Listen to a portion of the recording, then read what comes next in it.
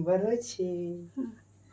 তোমার হচ্ছে না, এমনি তো 7টা আছে, একটা কিনে নেবো পারে কি বলে সন্ধে কি বিকেল বেলে সবাই দুটো দুটো করে খেয়ে নেবো, হয়ে যাবে। শুনলে তো ছেলের কথা। আমি কিন্তু ওর অরিজিনাল ওই সময় যা বলছিল মিউট করলাম না, রেখে দিলাম। এরকমই করে যখন খাবার সামনে এই ধরনের খাবার বানাই ভাজা পোড়া, তখন কতক্ষণে টেস্ট করবে সেটার জন্য পেছনে এভাবে দাঁড়িয়ে থাকে।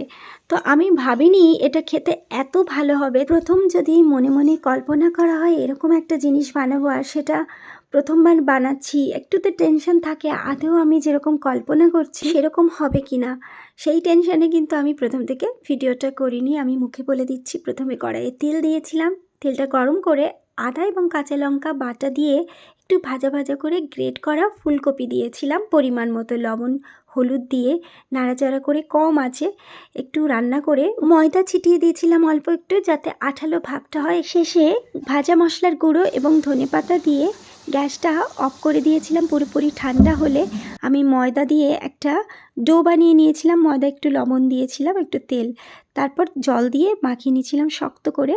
তো সেটাকে একটু লম্বালম্বি যেটা ভিডিওতে আছে ওইভাবে বেলে ভিতরে পুর দিয়ে মুখটা আটকিয়ে একটু হাত আর একটু ছুরি দিয়ে কেটে এরকম পা লেজ এবং সুরের মতো বানিয়েছি, আর গোলমরিচ দিয়ে চোখ বানিয়েছি। কড়াইয়ে তেল গরম করে আঁচ কমিয়ে এপিঠ ওপিঠ ধীরে ধীরে এগুলোকে ভেজে তুলে নিয়েছি। তোমাদের এই নিরামিষ ফুলকপির চিংড়ি মাছগুলো কেমন লাগলো দেখতে জানিও।